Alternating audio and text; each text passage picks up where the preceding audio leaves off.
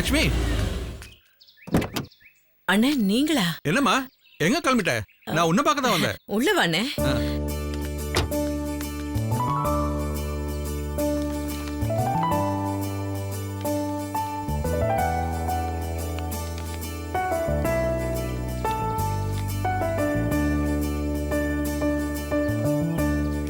வாண்ணே உட்காருண்ணே. என்னண்ணே சொல்லாம கொள்ளாம திடீர்னு வந்திருக்க? இல்லம்மா, உன்னை பார்க்கணும்னு தோணுச்சு. அப்புறம் இந்த வீடு உனக்கு பிடிச்சிருக்கான்னு கேட்கணும். அதுக்காக தான்மா வந்தேன். அப்படியாண்ணே? நானே உன்கிட்ட நிறைய விஷயம் பேசணும்னு நினைச்சிட்டு இருந்தேனே. சரிண்ணே, நீ இப்ப என்ன சாப்பிடுற? காஃபி சாப்பிடுறியா, டீ சாப்பிடுறியா? காஃபிமா. சரிண்ணே, காஃபி எடுத்துட்டு வரேன்.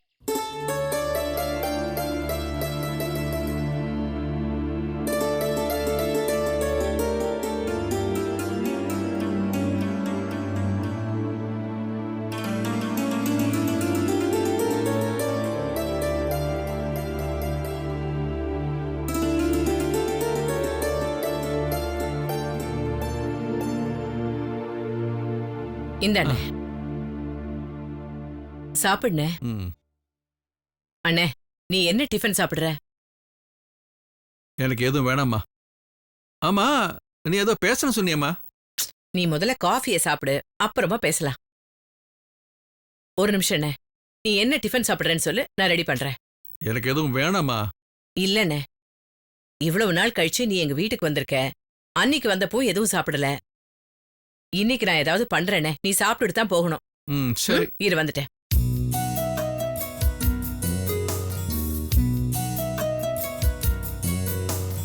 மா, டிஃபன் ரெடி பண்ணி வை.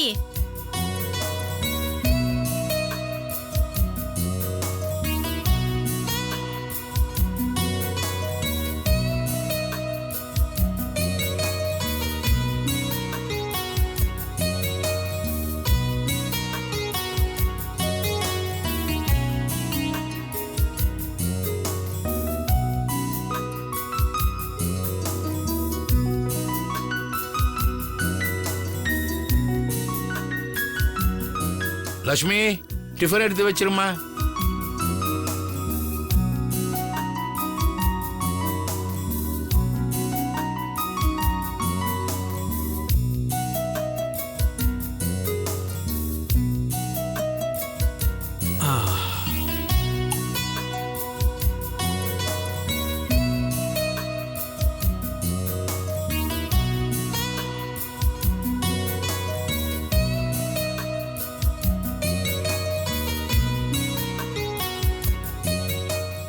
மா, டிஃபன் ரெடி பண்ணிட்டியா?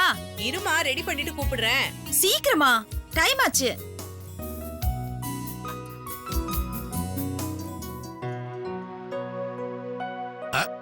கனமா, கிளம்பிட்டியா?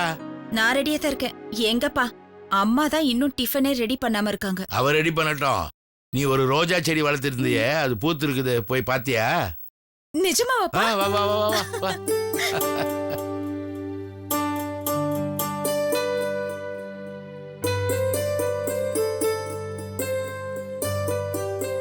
அண்ணே, வாண்ணே டிஃபன் சாப்பிடலாம்.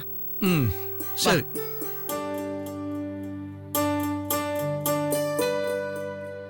வாண்ணே.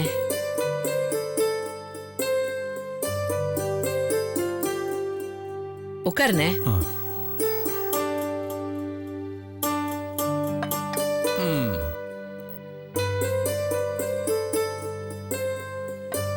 இட்லி சாப்பிடுண்ணே.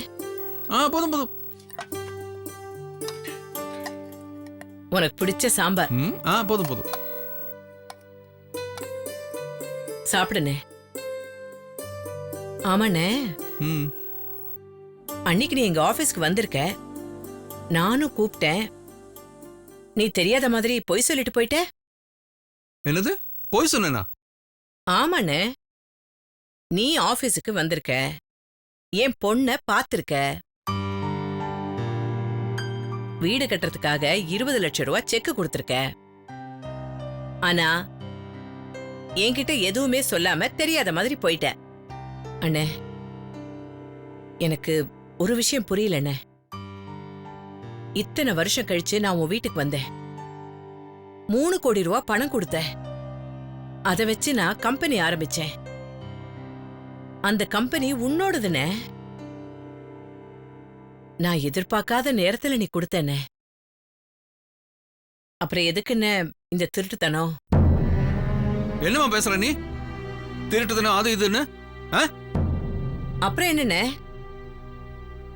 எனக்கே தெரியாம எதுக்கு நீ என் பொண்ணுகிட்ட பணம் கொடுக்கற? அது வீடு கட்டி கொடுக்கணும், ஆரம்பிக்கணும். அந்த நல்லெண்ணத்துல தான் நான் கொடுத்தேன். அதுக்கு பேரு திருட்டுத்தனமா? ஆமாண்ணே, திருட்டுத்தனம் தான்.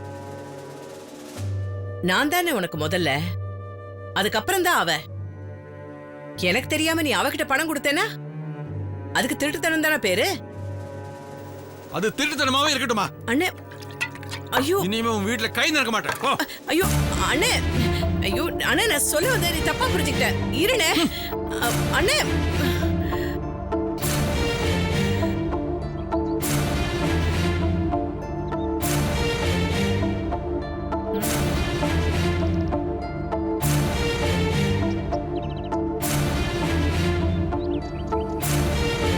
அண்ணே,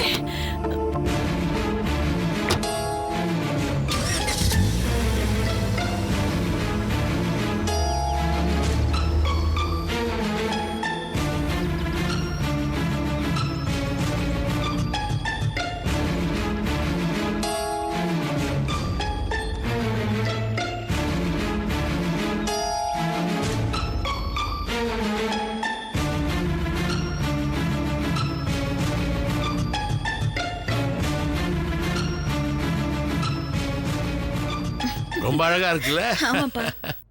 என்ன லட்சுமி, டிஃபன் ரெடியா இருக்குல்ல? எல்லாம் ரெடிங்க. ஆ. வாங்க சாப்பிடலாம். ஒரு நிமிஷம், கனமா கொடு, நான் வந்துடுறேன். கனமா, நான் கீழே போயிட்டு வந்துடுறேன். சீக்கிரம் வந்துருங்கப்பா.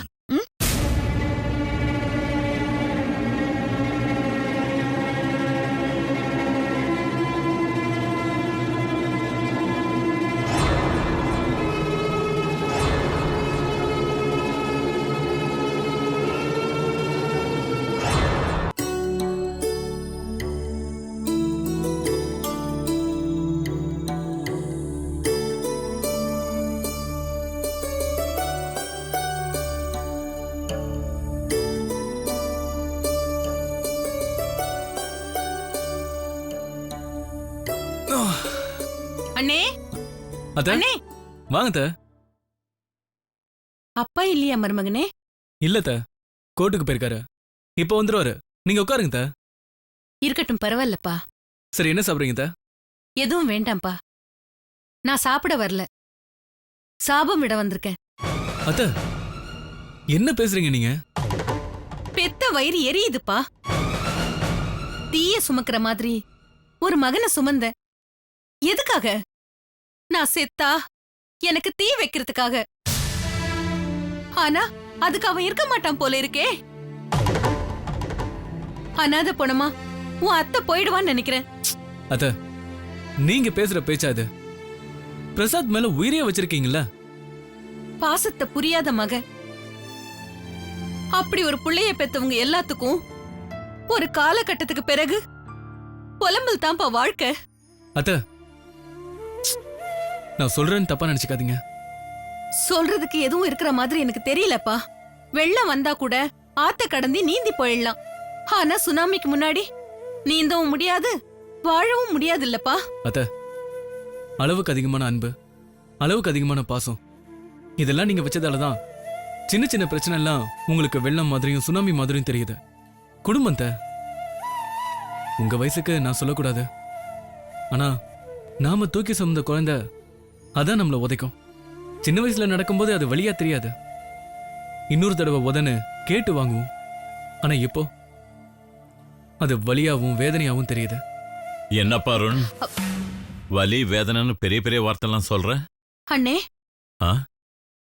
என்னம்மா, என்ன ஒரு மாதிரியா இருக்க? நான் தூக்கி வளர்த்த துயரம் என் தோள்ல உதைக்குதண்ணே. என்னடா சொல்ற? கொஞ்சம் புரியுற மாதிரி சொல்லு. அண்ணே, பிரசாத் அண்ணே, நம்ம பிரசாத் அண்ணே. ம் நான் அவனை எப்படி வளர்த்தேன்? அப்பா இல்லங்கிற கவலை தெரியாம அப்பாவும் அம்மாவுமா இருந்து 10 பாத்திரம் தேய்ச்சாலும் பாசத்துக்கு குறை வச்சுனானே. ம் பார்த்து பார்த்து வளர்த்துன. சரி. அவனுடைய நடவடிக்கை மாறி போச்சேன்னே. என்னம்மா என்ன சொல்ற? என்னாச்சு? என்னடா? அண்ணே, நீர்க்குமிழி பாக்குதான்னு அழகு. அது உடைஞ்சு போனா என்னென்ன மரியாதை இருக்கு? பெத்து வளர்த்தவன் கடமைய செஞ்சா அவன் மகன், பெத்தவளை தூக்கி எறிஞ்சா அவன் ஜீவனே இல்லன்னே. இந்திரா, வாழ்க்கையோட நேர்கோட்ல விதிமுறைகள் மாறலாம், ஆனா வாழ்க்கை மாறாதுமா. வளர்ந்தவன் வேற மாதிரி யோசிக்கலாம், ஆனா வளர்த்தவ எப்பவுமே வளர்ந்தவனா பார்க்க கூடாதுமா. சுமந்த வைத்ததான் பார்க்கணும். அப்பா, அத்தையோட பேச்சு இன்னைக்கு வித்தியாசமா இருக்கு. எனக்கு தெரிஞ்சு இதை நீங்க சீரியஸா டீல் பண்ணணும். அருண், தோலுக்கு மேல வளர்ந்தவன் தோழன். தோழனுக்கு அட்வைஸ் பண்ண முடியாது, பண்ணவும் கூடாதுப்பா. மதில் சுவர் இருக்கு, ஓடாதேன்னு சொன்னா அவன் ஓடி பார்க்கணும்னு நினைப்பான். ஓடி தலையில மோதி அடிபட்டு வந்து அந்த ரத்தத்தை தொட்டு பார்த்த பிறகுதான் ஓடுனதும் தெரியும், வலியும் தெரியும். வாழ தெரிஞ்சவனுக்கு மதில் சுவர் கண்ணுல படும், தெரியாதவனுக்கு ரத்தம்தான் அவனோட வேர்வை. அவசரப்பட்டு ஆத்திரப்பட்டு நீரோட்டத்துக்கு அணை போடக்கூடாது. தானா புரிஞ்ச வரப்போ நிதானமா சொல்லணும், அப்பதான் மனசுல ஏறும். நாம் அவசரப்பட்டு ஏதாவது திணிச்சா அறிவுக்கும் யாராது, புரிஞ்சிக்கிற அறிவும் இருக்காது. அண்ணே, நீங்க சொல்றது எனக்கு புரியுது, ஆனா இதுவும் அண்ணே வாழ்க்கை. அண்ணே, பெத்து வளர்த்துட்டு நான் எவ்வளவு கஷ்டப்படுறேன் தெரியுமா? இதை ஏன் யாருமே புரிஞ்சிக்க மாட்டேங்கிறீங்க? வாழ்க்கைங்கிறது ஒரு நீரோட. நான் தனியா போராடலாம், ஆனா ஆனா நான் ஒரு பிள்ளைய பெத்துட்டு அவனோட போராடணும்ல. ஆனா அது அவன் புரிஞ்சிக்கவே இல்லையே. இந்திரா, இப்ப என்னமா நடந்துச்சு? யார் பண்ண தப்புன்னு தெரியலன்னே, தெரியவே இல்லன்னே. நம்ம கவிதாவை கொண்டு போய் ஆபீஸ்ல உட்கார வச்சது தப்பா? அதுதான் எனக்கு ஒரு விஷயமா இருக்கு. ஏன்னா அதுக்கு பிறகுதான் அவன் மாறினானே. ஏம்மா, கவிதா தான் இதை பத்தி வெளிப்படையா பேசியிருக்காளே. எந்த கருத்தையும் நாம 2 பேரும் பேசிக்க வேண்டான்னு. இல்லன்னே, குழப்பமே அங்கதான் இருக்கு. அங்க நடந்த குழப்பத்துலதான் இவன் என்ன பண்ணணும்னு தெரியாம அலையறான். என்னம்மா சொல்ற? பிரசாத் என்ன சின்ன பையனா? அவனுக்கு எல்லாமே தெரியும்ல. அண்ணே, நாம தான் அப்படி நினைச்சிட்டு இருக்கோம் அண்ணே. ஆனா அவங்களுக்கெல்லாம் எதுவுமே தெரியல அண்ணே. வாழ்க்கையே புரியல. ஒரு நிமிஷத்துல எல்லாத்தையுமே தூக்கி போடணும்னா அது உறவா அண்ணே? என்னம்மா சொல்ற? ஆமா அண்ணே, அவனுக்கு இப்ப இந்த அம்மா வேணாம், இந்த மாமா வேண்டாம், அவனுக்காக பிறந்த கவிதா வேண்டாம். என்ன சொல்ற இந்திரா? என்ன பேசுற? தலைக்கு மேல வெள்ளம் போயிட்டு இருக்கண்ணே. நீச்சல் அடிக்க முடியாம நான் தத்தளிச்சிட்டு இருக்கேன். அவன் எல்லாத்தையும் மறுக்கிறான். என்ன ஆச்சுன்னே தெரியலண்ணே. எனக்கு புரியல அண்ணே.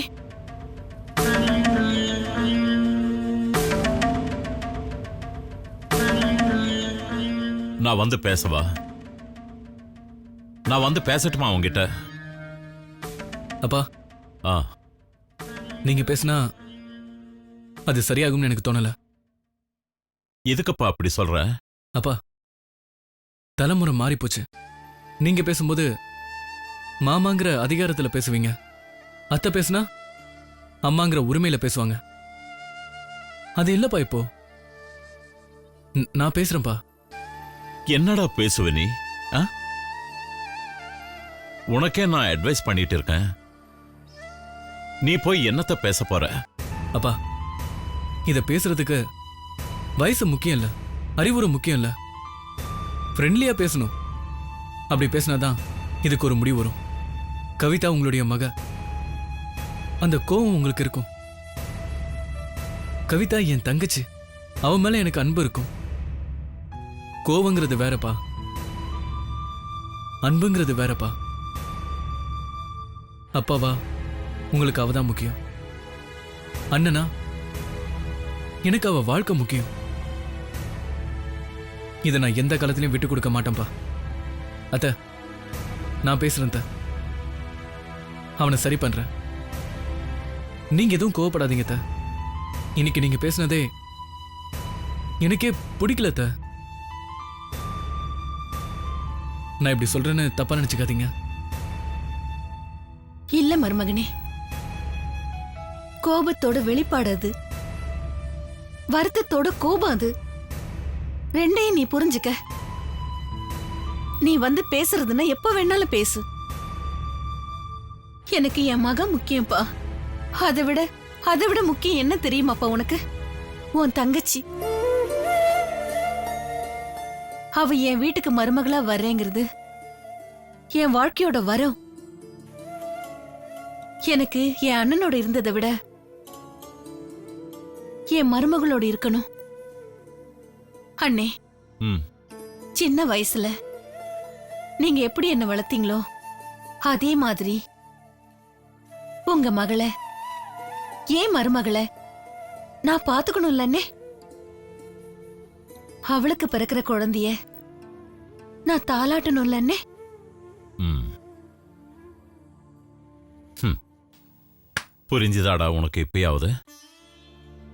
தெரியுதுப்பா. எனக்கு புரிஞ்சதுனால தான் பேசிட்டு இருக்கேன். என்னை யாருமே போட்டு குழப்ப வேண்டாம். உறவுங்கிற வலைக்குள்ள எல்லாத்தையும் போட்டு சிக்கலை உண்டாக்காதீங்க. நான் போய் பேசிக்கிறேன். அத்த, பிரசாத் கிட்ட நான் இது வரைக்கும் மனசை விட்டு எதுவுமே பேசினதில்ல. இத பேசுறேன், கண்டிப்பா பேசுறேன். நீங்க கவலைப்படாம போங்க. ஏன்னா இந்த சுமையை தூக்கிட்டு உங்க அண்ணன் மேல இறக்குறேன்னு எங்க அப்பா மேல இறக்கிறாதீங்க. எங்க அப்பா பாவம் த. அவர் ஏற்கனவே நிறைய சுமைகளை சுமந்துட்டு இருக்காரு. அருண், சந்தோஷமா இருக்குடா. நீ இப்படி பேசுறது சந்தோஷமா இருக்குடா. ஏன்பா? இல்லடா, நீ எதையுமே புரிஞ்சிக்காம வளர்ந்துட்டியோன்னு நினைச்சேன். ஆனா இப்பதான்டா புரிஞ்சுக்கிட்டேன். நீ எல்லாத்தையும் புரிஞ்சு வச்சிருக்க. ரொம்ப நன்றிடா. நான் இதுக்கு மேல என்ன சொல்றதுன்னு எனக்கு தெரியல. இந்திரா அண்ணே, இனிமே நான் எதுலயும் தலையிட மாட்டேன். என் புள்ள பார்த்துப்பான். அவனை வளர்த்து விட்டுட்டேன். இனிமே இவன் தான் என் வாரிசு. அருண், நாயகன்ல கமல் சார் சொன்ன மாதிரி நீதான்டா என் வாரிசு. இவன் பார்த்துப்பான். நீ போம்மா, இவன் பார்த்துக்குவான்.